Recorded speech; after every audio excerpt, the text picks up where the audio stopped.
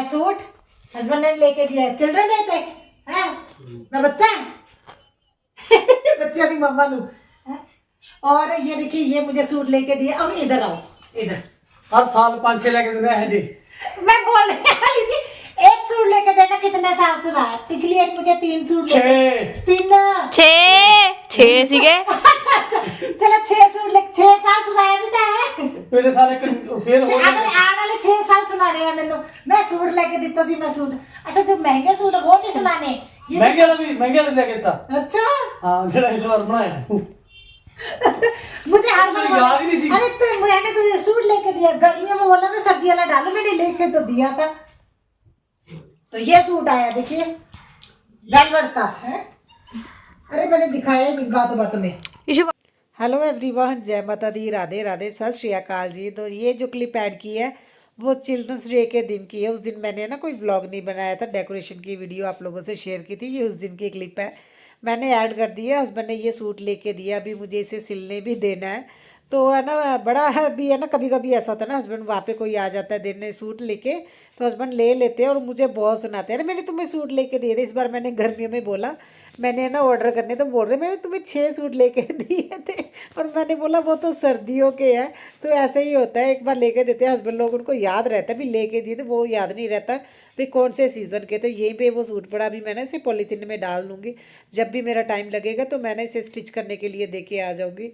और अभी विंटर तो इस बार तो है ना, देखिए नाम का ही विंटर है, अभी तक तो कोई इतनी ज़्यादा ठंड नहीं पड़ रही है, मुझे तो इतनी नहीं लग रही, क्योंकि अंदर अंदर रह रहे हैं ना, बाहर जब जाना था तब थोड़ी सा मतलब ज़रूरत पड़ती है कोई स्वेटर वगैरह डालने की। घर पे स्वेटर डालने की ज़रूरत नहीं पड़ रही है, बस फुल बाजू के ना जो कपड़े टी शर्ट्स वगैरह उसी से ही ठीक रह रहा है।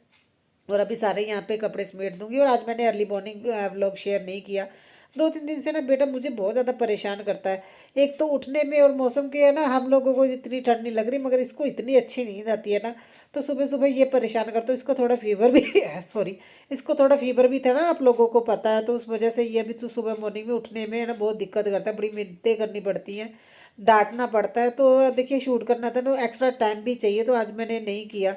सोच रही हूँ है ना 1-2 दिन इसी तरह से करूँ, क्योंकि बेटा बहुत ज़्यादा मुझे परेशान करता है। अभी यहाँ से सारी चीज़ें उठा दूँगी। ये ना कपड़े फोल्ड करने वाले मैंने चेयर पे रख दिए। अच्छा बड़े बुरे लगते हैं कपड़े, इस वजह से घर मैसी बहुत ज़्यादा लगता है। एक तो घर पहले ही छोटा है और ऊपर से इतना ज़्यादा मैसी। और देखिए आधा सामान है ना, कल मैंने संभाल दिया था जो हम लेके आए थे ना कैंटीन से ग्रोसरी का, और आधा सामान इधर उधर पड़ा है, बेटा इनसे खेल रहा था। आज मैंने ये साबुन वगैरह जो भी लेके आए हैं डेटोल के, सारे स्टोर करके रख दूंगी। और कैंटीन से तो ऐसा था ना, एक बार चले जाओ, एक तो प्राइस का पता नहीं होता, भी लेस करने के बाद कितने का पड़ेगा। तो वो हम काफ़ी टाइम बाद गए थे, जब वो पापा थे तब तो हमारे ना मतलब बाहर से हम कुछ नहीं लेते थे, सारा वहीं से आता था कैंटीन से ही। अभी उनके जाने के बाद फिर है ना, देखिए अब काफ़ी टाइम बाद गए हैं, तो थोड़ा हमें भी है ना प्राइस वगैरह किसी चीज़ का भी याद नहीं था, मगर बहुत ज़्यादा कम होता है, मतलब मार्केट से तो बहुत कम होता है। तो काफ़ी ज़्यादा साबुन लेके आ गया, ऐसा लग रहा है 2-3 महीनों का इकट्ठा ही आ गया है।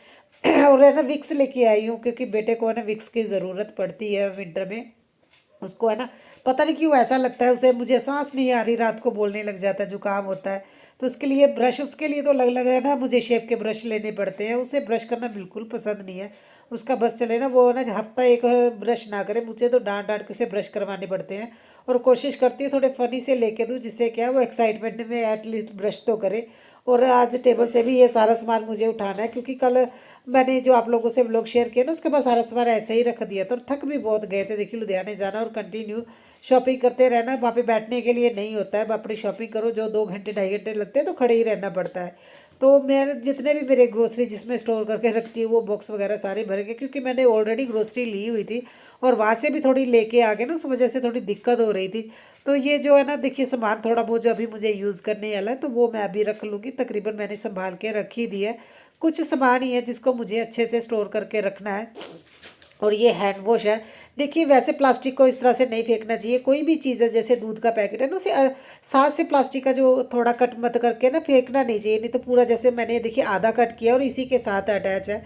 ये छोटे छोटे है ना प्लास्टिक के, अगर कट करके फेंक देना तो वो देखिए वो मिलते नहीं है, और ऐसे ही मिट्टी में है ना देखिए मिक्स हो जाते हैं, इधर उधर उड़ते रहते हैं। तो देखिए अगर इसको रिसाइकल करना मुश्किल हो जाता है, अगर इसी के साथ में रहेगा ना, तो ये रिसाइकल का देखिए गवर्नमेंट जब भी इसे कोई ना कोई वो करते हैं ना रिसाइकल के लिए, तो एटलीस्ट उनके इसके साथ होगा, तो ये वेस्ट वेस्ट नहीं जाएगा। तो हम कुछ वैसे तो कर नहीं सकते, ऐसे छोटे छोटे काम तो हम लोगों को कर लेने चाहिए। मैं इकोब्रिक्स भी बनाती हूँ, जो मेरे पुराने सब्सक्राइबर हैं उनको पता भी, कुछ टाइम से नहीं बना रही क्योंकि हमारे घर में प्लास्टिक की जो है ना खाने पीने का सामान जिनमें रैप हो गया तो बहुत कम आता है। तो जितना भी आता है तो अभी मैं स्टोर करके रख रही हूँ, जब भी मेरा वो है ना भर जाएगा उसके बाद मैं फिर है ना मतलब इको ब्रिक्स बनाऊंगी। पहले तो मैं बहुत ज़्यादा बनाती थी, जब है ना कैंटीन से सामान आता था हमारे घर में बहुत ज़्यादा फिर खाने पीने की चीज़ें आती थी। अब मैं कुछ टाइम से, कुछ सालों से मैं बहुत ज़्यादा अवेयर हो गई हूँ भी हमें क्या खाना चाहिए क्या नहीं खाना चाहिए। देखिए ये सारी चीज़ें मैंने, इसमें साबुन ही ज़्यादा है और ये चीज़ें देखिए मैं बेटे के लिए लेके आई हूँ क्योंकि ऐसी चीज़ें अभी विंटर में होनी ही चाहिए घर पे। और इनको इसे सामने ही रख दूँगी, जब ज़रूरत हो तो एटलीस्ट मिल तो जाए। और इसे कवर करके अभी है ना काउंटर टॉप के नीचे रख दूँगी क्योंकि इसे और कहीं रखने के लिए मुझे जगह ही नहीं मिली। वॉशरूम में भी बहुत ज़्यादा सामान पड़ा हुआ है और फिर मैंने सोचा काउंटर टॉप के नीचे एक साइड पे है ना कॉर्नर में रख देती हूँ। इसी तरह से अभी स्टोर करके रख रही हूँ। और जो मैं इको ब्रिक्स के बारे में बता रही हूँ, मुझे लगता है थोड़े टाइम बाद मैं आप लोगों से ज़रूर शेयर करूँगी किस तरह से मैं बनाती हूँ। नहीं तो पुरानी वीडियो तो मेरी है ऑलरेडी, मैंने है ना एक वीडियो भी बनाई हुई इसी टॉपिक पे भी, इको ब्रिक्स कैसे बनाते हैं। तो देखिए मेरे इतने सारे पॉलीथीन इकट्ठे हो गए हैं और इनको मैं रख दूँगी। ये वो वाले रैपर होते हैं जिसमें खाने पीने की चीज़ें आती है ना, जो रीयूज़ नहीं कर सकते। जैसे अभी कहाँ दूसरे सामान आएगा ना जिसमें हम लिफाफे होते हैं, वो मैं ना सामान निकालने के बाद उसे है ना स्टोर करके रख लेती हूँ। तो हमारे यहाँ पे एक शॉप है, उनको दे के आ जाती हूँ मैं, वो भी नहीं फेंकती हूँ। नहीं तो कई लोग है ना कचरा डाल के फेंक देते, जैसे ही फेंक देते, मैं नहीं फेंकती हूँ। एटलीस्ट वो सूखा सामान डाल के दे सकते हैं ना कस्टमर को। और यहाँ पे ये सारे बॉक्स रख दूँगी। दिवाली पे भी ये वुडन का बॉक्स है ना हस्बैंड को गिफ्ट आया तो इसका भी कोई DIY करने के बारे में सोच रही हूँ, तो इसे मैंने रख दिया यहाँ पे। अभी मैं ये 2-3 चीज़ें जो है ना ये स्टोर करने वाली है। मुझे तो समझ में नहीं आ रहा, इतना सामान आ गया है कहाँ पे रखूँ, क्योंकि ग्रोसरी मैं 1 महीने की लेके आती हूँ, ज़्यादा नहीं लेके आती हूँ। क्योंकि देखिए 2-3 महीनों की लेने का भी फ़ायदा तभी अगर आपके पास प्रॉपर स्पेस हो उसे संभालने की। और वैसे भी हम देखिए ऐसे तो है नहीं भी ऐसी सिटी में रहते हैं जहाँ पे ग्रोसरी नहीं मिलती, हम मंथली ही शॉपिंग करते हैं ग्रोसरी की। और मुझे ये अभी इसका टैग ये उतारना हो कि इसका ना, देखिए नॉर्मली मैंने देखा लोगों के कुकर बहुत ज़्यादा गंदे लगते हैं क्योंकि ये ऐसे ही यूज़ कर लेते हैं। एक बार अगर ये जल गया ना फिर ये इससे नहीं उतरेगा। तो अभी क्या करना, हल्का सा इसे गर्म करना है और एक है ना चाकू लेके साइड से देखिए जहाँ से ये निकलना शुरू हो जाएगा वहाँ से हल्का सा आपको बाहर की तरफ निकाल लेना है। ज़्यादा भी तेज़ गैस नहीं होना चाहिए क्योंकि इससे क्या है ना बर्तन भी जल जाएगा। हल्का सा अगर गर्म होने लग जाए ना ये खुद ही निकल जाएगा। देखिए हल्का सा ये बाहर की तरफ आने लगा है और मैं इसे निकाल दूंगी। नहीं तो मैंने कई लोगों के देखा ये ना बहुत ज़्यादा गंदा लगता है, फिर है ना निकलता नहीं। एक बार अगर इसमें खाना बन गया, एक बार ये अच्छे से इसकी है ना जो इसके पीछे गम लगी होती है अगर वो जल गई ना फिर ये स्टिक हो जाता है। और देखिए अभी बिल्कुल भी पता नहीं चल रहा है भी ये इसके लगा भी हुआ था। और देखिए क्लीन भी ये आराम से हो गया। और इसे मैं इस तरह से फोल्ड करके अभी है ना फेंक दूंगी, नहीं तो ये फ्लोर पे चिपक जाएगा उसके, क्योंकि अभी मैंने क्लीनिंग करनी है। और मैं आप लोगों को बताऊं अगर है ना, देखिए मैं काफ़ी टाइम से आप लोगों को बोल भी रही हूँ भी मैं कुकर चेंज करना चाहती थी क्योंकि देखिए मेरा कुकर एल्युमिनियम का, कुकर और कढ़ाई एल्युमिनियम की हम लोग किचन में इतनी ज़्यादा यूज़ करते हैं। आज की डेट में भी अगर मैं बताऊँ ना लेडीज़ को पता ही नहीं है भी जो एल्युमिनियम है हमारी बॉडी के लिए बहुत नुकसान है, हम नहीं निकाल पाते। अगर मैं बोलूँ एकदम से मैं भी नहीं निकाल पाई अपनी किचन से, क्योंकि एल्युमिनियम से क्या है, एक तो कैंसर और दूसरा किडनी के बहुत ज़्यादा नुकसान होते हैं। हम अपने घर में इस तरह के बर्तन यूज़ कर रहे हैं जो धीरे धीरे हमारी बॉडी को अंदर से खोखला कर रहे हैं, हमें ना बहुत ज़्यादा नुकसान कर रहे हैं। हम इस चीज़ का पता ही नहीं है क्योंकि देखिए आज की डेट में बहुत कम लोग हैं, खास तौर पे जो गाँव के लोग रहते हैं उन लोगों को बहुत कम नॉलेज है अभी कौन सा बर्तन आज की डेट में सही है। जो हमारे पुराने टाइम में सबसे बेस्ट तो देखिए मिट्टी के ही बर्तन होते हैं और मिट्टी के ओरिजिनल बर्तन मिलना भी आज की डेट में बहुत ज़्यादा मुश्किल है। हम लोग देखते हैं ना जो बर्तन घड़ा देखते हैं, मटका देखते हैं, वो भी एक है ना देखिए मशीन से बना होता है और जो एक है ना हाथ से बना के मिट्टी से वो पकाया जाता है, वो दोनों अलग अलग होते हैं। जो ओरिजिनल होता है जो पकाया जाता है, जो घुमा रहे हैं ना घर में पकाते हैं, वो होता है, मशीन वाला नहीं होता। तो हर चीज़ों को पहचानना बहुत ज़्यादा ज़रूरी है। और स्टेनलेस स्टील में खाना जो पकता है ना, देखिए वो उसके जो भी खाना पकता है तो ना तो देखिए उसका कोई नुकसान है स्टेनलेस स्टील में पकाने का और ना ही कोई फ़ायदा है। जो स्टेनलेस स्टील का सिर्फ एक यही है, इसमें अगर खाना पकाते इसका कोई फ़ायदा भी नहीं है और कोई नुकसान भी नहीं है, जैसा खाना पकाएगी वैसा मिलेगा। जैसे एल्युमिनियम आज की डेट में सबसे ज़्यादा खतरनाक है, एल्युमिनियम को मानते हैं। एल्युमिनियम के बर्तन में खाना बनाने से बहुत ज़्यादा नुकसान होते हैं, मैंने आप लोगों को बताया ना भी कैंसर हो रहा है ना, किडनी के बहुत ज़्यादा दिक्कतें आती हैं। और देखिए इसमें जो दिया हुआ ना हैंडल वो ब्लैक दिया हुआ है कोटिंग का, मैंने आप लोगों को दिखाया है, जिससे क्या है ये ज़्यादा साफ नज़र आ रहा है। और स्टेनलेस स्टील के ये 3 लेयर में कुकर बनते हैं, इसका देखिए अच्छी क्वालिटी का और ये कुकर है, इसके अभी ये मुझे है ना, एक मैं आप लोगों को कल या परसों एक आधे दिन में मैं आप लोगों को बताऊंगी कैसे पहचान ले भी। अच्छी क्वालिटी का स्टेनलेस स्टील है, और जो किचन में आप है ना देखिए सब्जी वगैरह बनाने में, अच्छे बर्तनों में बनाने में यूज़ कर सकते हैं। वैसे ये 3 लेयर में बनता है, बहुत कुछ होता है चेक करने के लिए, आम हम लोग नहीं पहचान पाते हैं। क्योंकि जब मैंने लिया था ना वहाँ पे उन्होंने मुझे एक है ना बताया था भी अगर आप लोगों को कुछ ना भी पता लगे तो किस तरह से चेक कर सकते हैं भी ये अच्छी क्वालिटी का। वैसे तो देखिए कंपनी की ही मैं लेके आई हूँ और बहुत बढ़िया रहता है। और आज अगर मैं बर्तन के बताऊँ, देखिए आप लोग कोशिश कीजिए भी एल्यूमिनियम के बर्तन आप ना ही यूज़ करें।